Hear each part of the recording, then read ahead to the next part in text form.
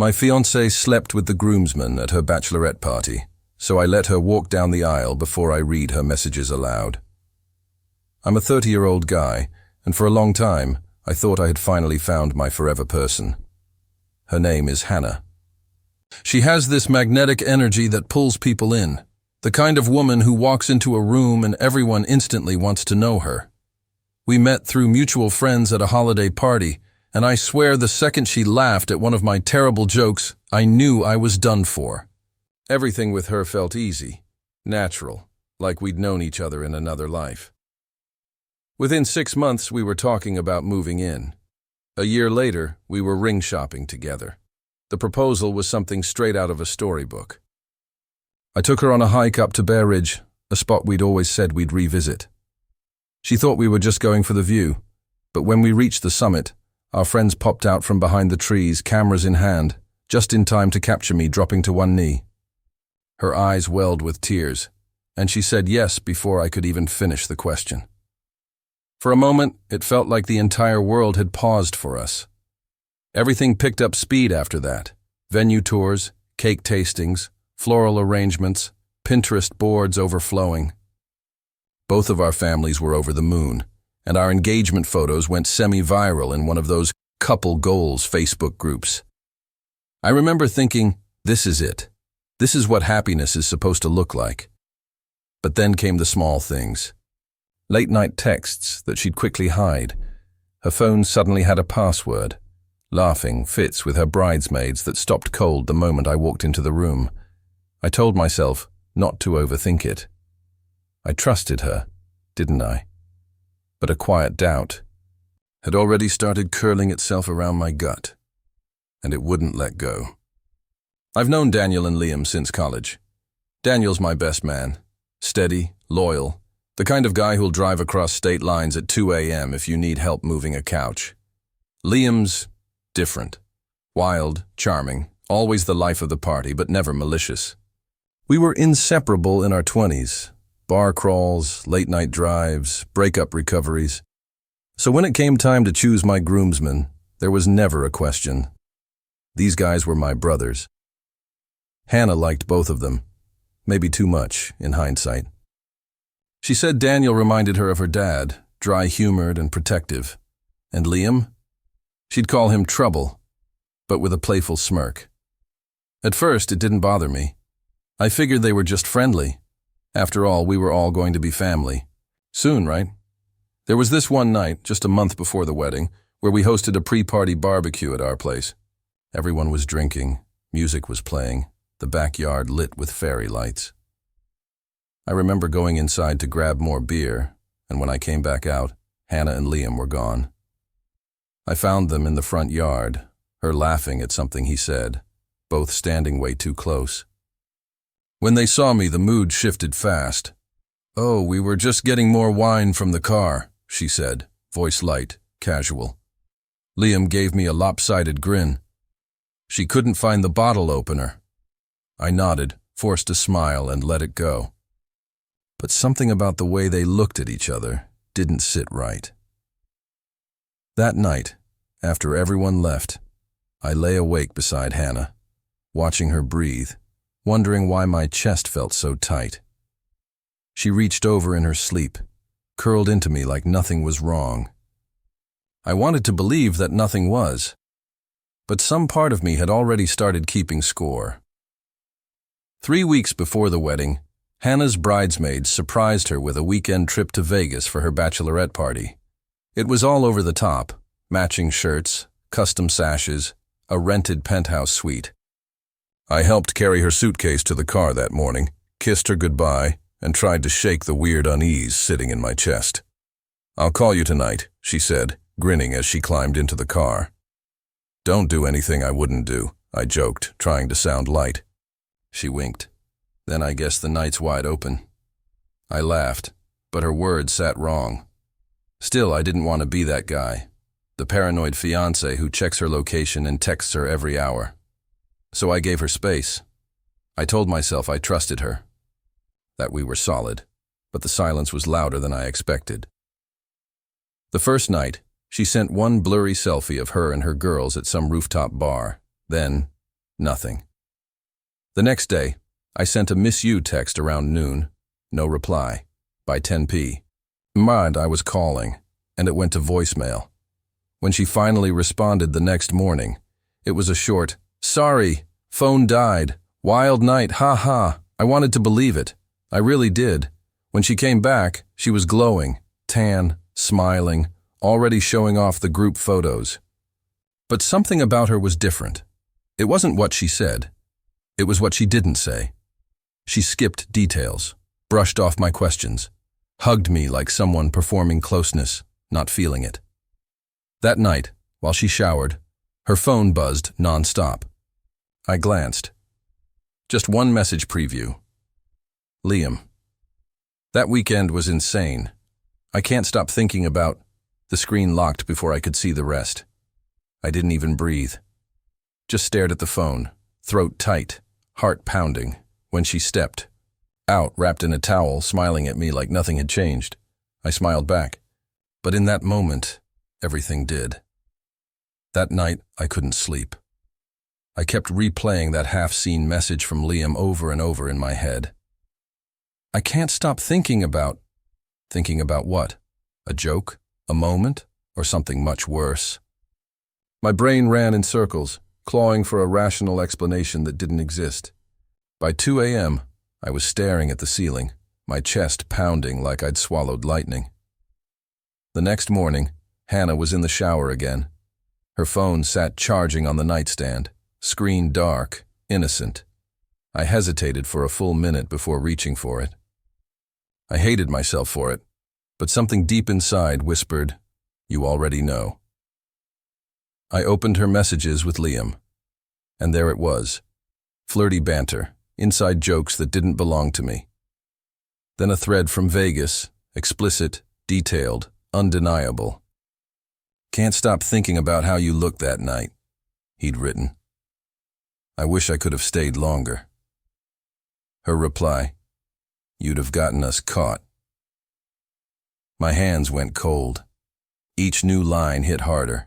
Mentions of the hotel, her saying, she missed his energy, laughing about how drunk they were, then, "Don't tell anyone. It'll ruin everything." I took screenshots, every message, every timestamp.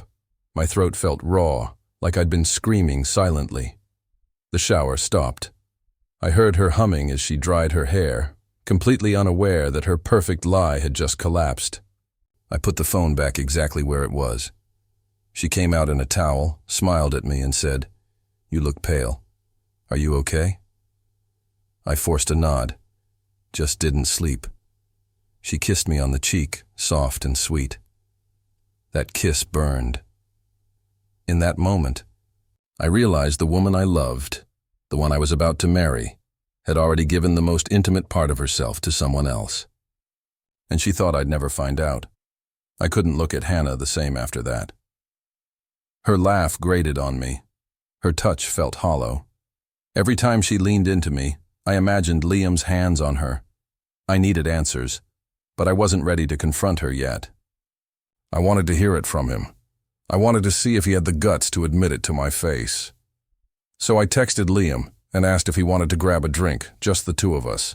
Said I needed help finalizing the groom's speech. He replied within seconds. "Sure, bro. Name the place."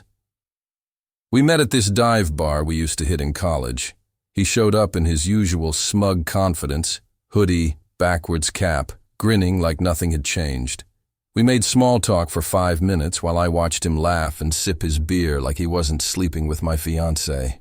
Then I pulled out my phone, opened the screenshots, and slid it across the table.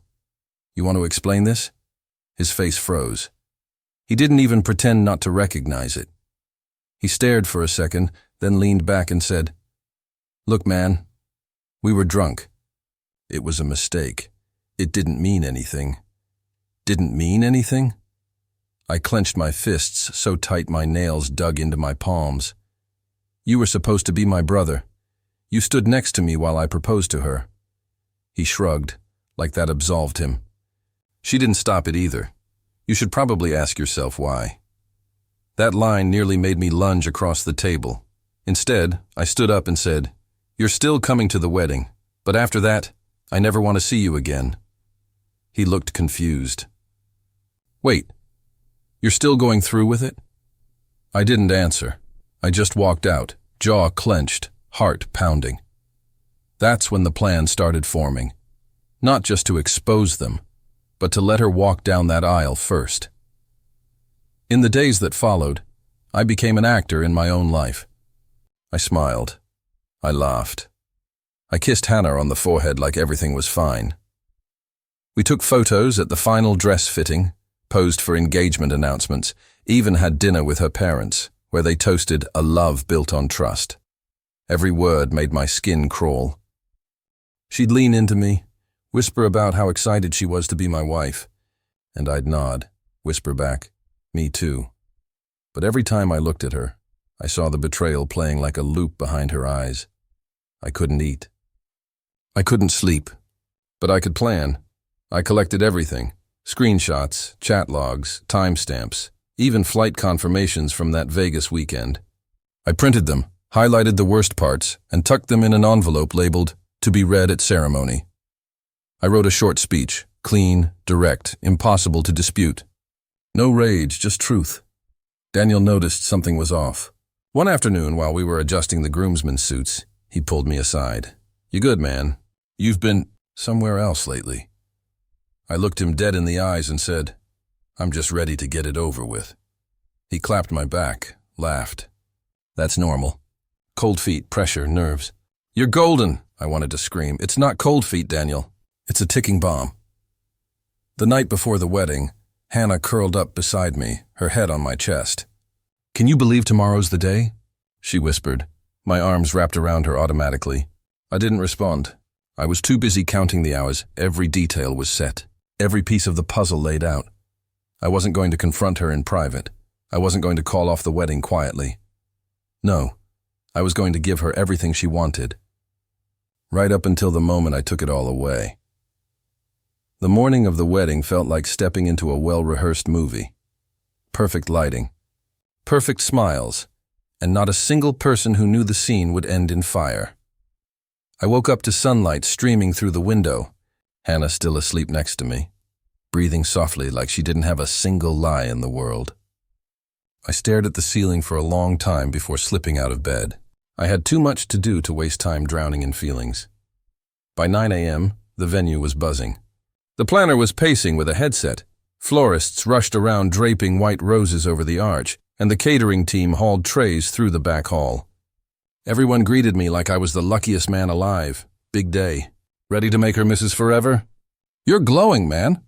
I smiled, said all the right things, played my part. The envelope stayed tucked inside my tuxedo jacket, close to my heart. I kept touching it, just to make sure it was still there. A physical reminder that I wasn't crazy, that I wasn't going to let this go unnoticed. "Not today." Daniel gave me one last pep talk as we stood outside the groom's suite. "Today's going to fly by. You're going to blink, and you'll be married." "Ready?" I gave him a long look. "Yeah, I'm ready." But I wasn't talking about vows. I scanned the courtyard. Guests were arriving. My mom in a navy dress beaming. Hannah's dad already crying happy tears. And across the lawn, I saw Liam standing by the groomsman, sunglasses on, trying to act casual. He didn't look at me, good, because if he did, he'd see the fury sitting behind my eyes. The countdown had started, the music would play soon, and I was about to ruin everything, with the truth.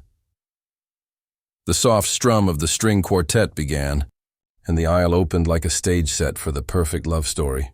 Hannah appeared, radiant in her dress, every step measured, every smile rehearsed, or so it felt to me. Her veil caught the sunlight, glittering like a halo, and for a moment, everyone gasped. Mothers dabbed at their eyes, fathers beamed, and friends whispered, "She looks amazing." I stood at the altar, tux crisp, hands slightly trembling. My heart pounded, not with joy, but with anticipation. Every step she took toward me felt like walking her straight into a trap she didn't see coming. Her eyes met mine once, and she smiled that warm, trusting smile that had disarmed me 1,000 times before. "I love you," she whispered. I nodded. My voice caught somewhere between love and something else, something colder. something that had been simmering for weeks. The guests leaned in, ready for vows, phones poised, cameras clicking. The officiant raised a hand, signaling the moment for me to speak, and I did nothing. I waited. Hannah's expression shifted. Confused, uncertain. The soft murmurs of the audience filled the silence. Her mother leaned forward, frowning. "Is everything okay?" I smiled politely, like a man about to reveal a secret that would shake the ground beneath everyone. "Actually," I said, letting the words stretch just long enough to make the crowd lean in, "before we exchange vows, I need to share something." The air thickened instantly. Glasses paused mid-toast. Cameras wobbled in hesitant hands. Hannah froze, the smile fading, eyes wide and searching. I could see her heart skipping beats. And just like that, the perfect day teetered on the edge of disaster. I took a deep breath, feeling the weight of every lie, every betrayal, every stolen moment. All of it was about to come into the light. I unfolded the envelope slowly, letting the paper crackle just enough for heads to turn. Hannah's hands went to her mouth, eyes wide, a blush of panic spreading across her cheeks. The guests leaned forward, murmurs running through the crowd like electricity. I cleared my throat, the sound amplified in the sudden silence. "These messages," I began, voice steady, "are between my fiancée and one of my groomsmen." I started reading. Every line, every timestamp, every explicit detail. Flirty jokes, intimate confessions, references to Vegas, hotel room numbers. At first there were whispers, disbelief. Then the shock hit. Guests froze. Phones hovered mid-air, some lowering slowly, unable to process. Hannah tried to interrupt. "Wait, please." "It's not—" I raised a hand. "Let me finish." Her knees shook, her fingers fidgeting with the edge of her dress. Liam went pale, eyes darting for an escape. Daniel stepped forward, jaw tight, but stayed silent. Her father gasped audibly. One of the bridesmaids whispered, "No way." I read the last line aloud, the one where she laughed about not getting caught. The room went dead silent. Hannah's face crumpled as she realized the betrayal was now on display for everyone she cared about. The smiles, the toasts, the applause, all gone. I lowered the envelope, my heart racing, not with anger, but with a grim satisfaction. "I hope," I said quietly, letting the words hang, "that you understand how serious trust is, and what happens when it's broken." Hannah sank to her knees, tears streaming down her face, mascara running in streaks. Liam tried to retreat, but Daniel blocked him. Some guests murmured, others gasped. One aunt covered her mouth. I looked at her for the first time since reading the messages. The woman who was supposed to be my wife, the one I trusted completely, was now a portrait of raw panic, entirely exposed, and I knew in that moment nothing would ever be the same. The silence was deafening, broken only by the faint whisper of her sobs.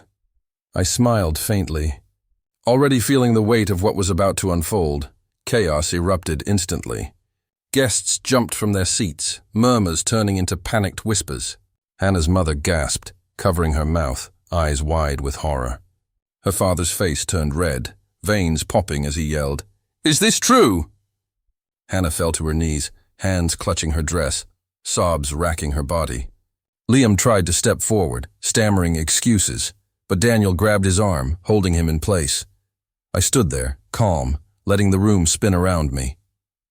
My heart pounded, but not with regret. This was the moment I had rehearsed in my mind 1,000 times. This was truth served cold. Hannah's voice cracked. I can explain." "It was a mistake.